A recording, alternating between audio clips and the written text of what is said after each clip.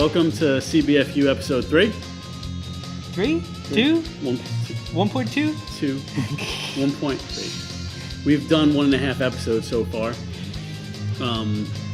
We were going to do more, and me and Tony, we didn't. Okay, so full disclosure, we have actually shot 2 things that never actually made it to air online. Yeah. And honestly, we're doing this simply because this is our way of saying mea culpa. You know, we got a little carried away and distracted by other projects, and you know, life happens. Yeah. So I like to sleep.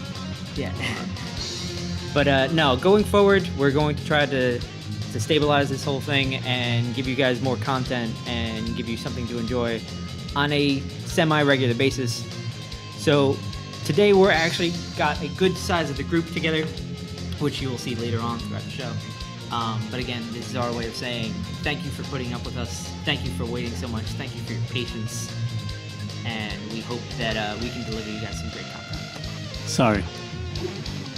All right, Ben. I'm sorry. It's your fault, though. I know. Yeah. But you too. Yeah, no. It's our fault and nobody else's. Yeah. Nothing's been the same since New York. You experience things, and then they're over. I can't sleep. And when I do, I have nightmares. Honestly, there's 100 people who want to kill me. I hope I can protect the one thing I can't live without. Okay, I know we're a little bit late, but Iron Man 3 came out this past summer, and I, for one, enjoyed it. I know there was... I definitely enjoyed it. Yeah, I thought it was fun. There was some controversy with it, with the way certain characters were handled. I think it was just judged a little too harshly, but it was really... I think that was the best one. The best Iron Man? I think it was. I mean, it's definitely better than the second one for me. I mean, the action was high octane. You know, there were certain things, certain aspects about characters that people took gripes with, like the way that the Mandarin was handled. That I understand. I mean, yeah, you know, you have fans of the character, and people, you know, they get carried away and expecting to see exactly what they read. Loved about the movie, it's like they took Iron Man, they just broke him down so much, and even in the trailer, come on, when everyone saw the trailer for the first time, it was just like, oh my god. It's true, there was a lot of excitement so it's like going they just took everything away from, like, you know, this wealthy guy, he's a show-off, all that, and it was just like, okay, he is Iron Man, even without the suit. Exactly. That's basically what it was shows. Tony Stark as James Bond as Iron Man, and I for one, enjoyed it thoroughly. I also liked the where it left Tony Stark, and especially what we learned about Age of Ultron, seeing as apparently Stark is the one that's going to build Ultron, so perhaps, you know, the reason why he went down that path of self-destruction and, you know, like decomposition and, you know, just being happy being Tony Stark is because he gives up the moniker. Maybe he creates Ultron to take his place, and it all goes awry somewhere. I mean, you know, it sets up Tony Stark for a very interesting place when Age of Ultron comes about. And I'm pretty sure this is the end for Robert Downey Jr. as the Tony Stark role. I think he's just going to do Avenger movies from now on. So, you know, maybe he comes back in the Avengers, and maybe we'll see him take on the gold and red again. And I know another thing that a lot of people didn't really like, they thought it was a bit cheesy, was the whole, you know, the different, you know, like how he would just like switch from, like, you know, the Iron Man to, you know, the different suits and stuff like that. Suits. I thought that was one of the better action pieces that we saw this summer. Really, it was really good. I mean, there was a lot of gripes as well with people with Pepper Potts, you know, saving the day. But, you know, when you read the comic books, Matt Fraction's Invincible Iron Man, she becomes rescue.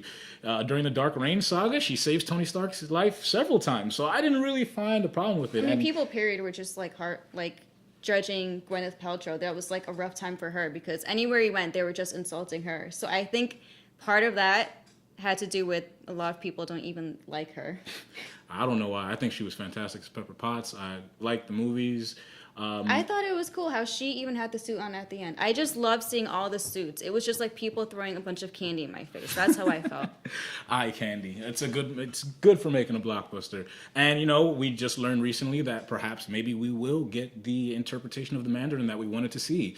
Ben Kingsley has been laying tidbits about perhaps, you know, doing some sort of secret Marvel project, maybe the Mandarin's revenge, as it were. So, there's more to look forward to, and I really like where Iron Man 3 left Tony Stark in the franchise, and it's Marvel, so, they're always building towards something.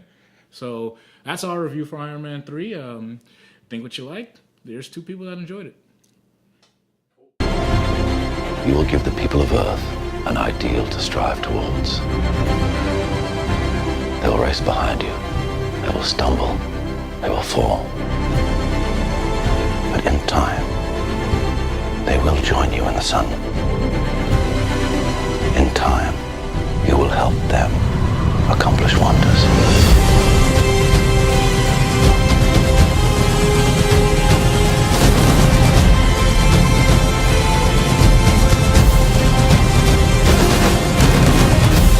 You believe your son is safe?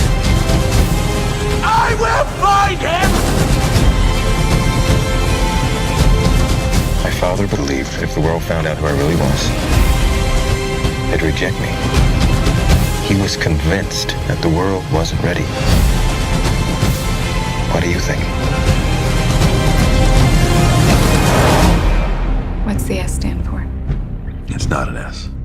On my world, it means hope. Well, here it's an S. How about Excuse me.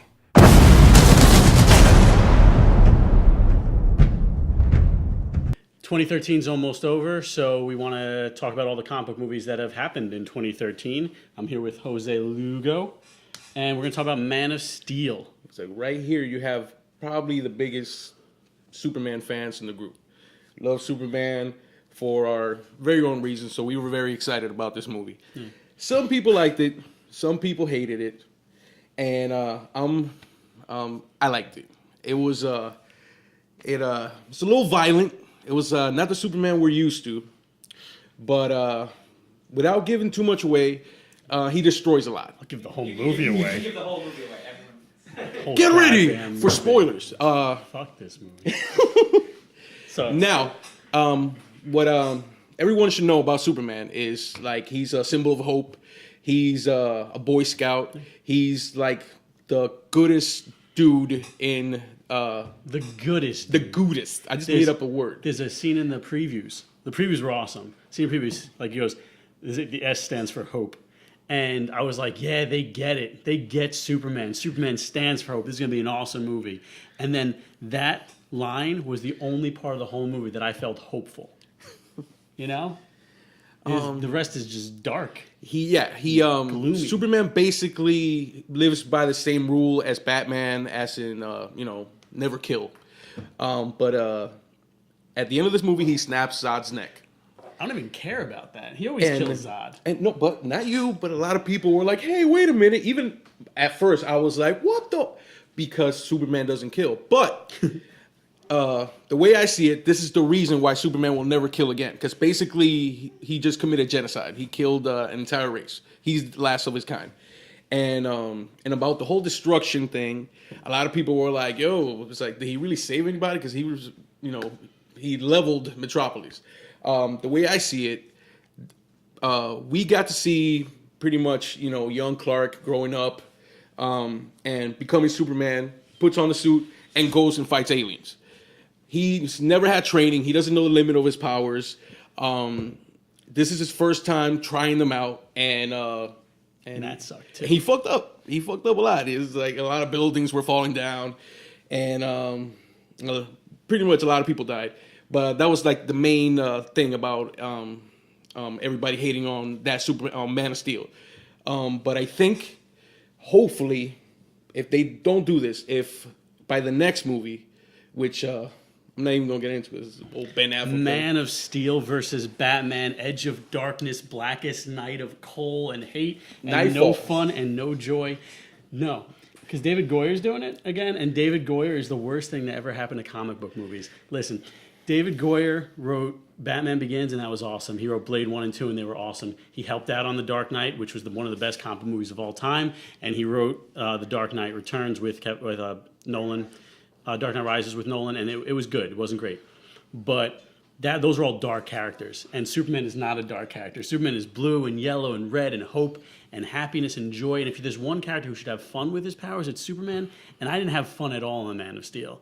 And when everything they've said about Batman versus Superman, it's like Batman's old and tired as a superhero, and he's grumpy, and then Superman's grumpy too. Basically, so grumpier old man with powers. But that was a good movie though. It was a great movie. But I wish they were in it.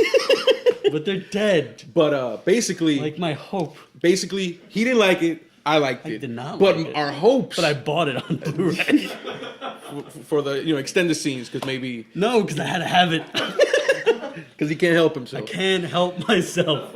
Hopefully by the next movie, Superman knows his stuff, and if he's not a hopeful, the Superman that we know, it's basically gonna be two brooding dark dudes talking about, and then they're gonna be joined because if Superman can't be hopeful, they're gonna be joined by like a dark brooding woman from the Amazon, and then a dark brooding guy with a green ring, and a dark brooding fast guy, and hopefully a happy Lex Luthor that's hopeful. And I'm rooting for Lex Luthor in the next one. I don't know who else is. Superman's a villain, and that's all I have to say about that. But hopefully, Man of Steel 2, Dark Knight rises again with Ben Affleck and Henry Cavill is actually gonna be. I just want to be happy. Yeah, it's gonna be. Hopefully, it's happy. Because if they don't, some happiness. It's just gonna be a depressed movie. And yeah. But how about those muscles? Oh, those muscles. Yeah, everybody was like, "Hey, he's a good Superman in a bad Superman movie, as far as I'm concerned." Everybody was like, "Hey, we're tired of Lex Luthor. We want Superman to hit stuff," and he hit stuff. Oh, he hit stuff. He hit stuff. Oh, he hit stuff.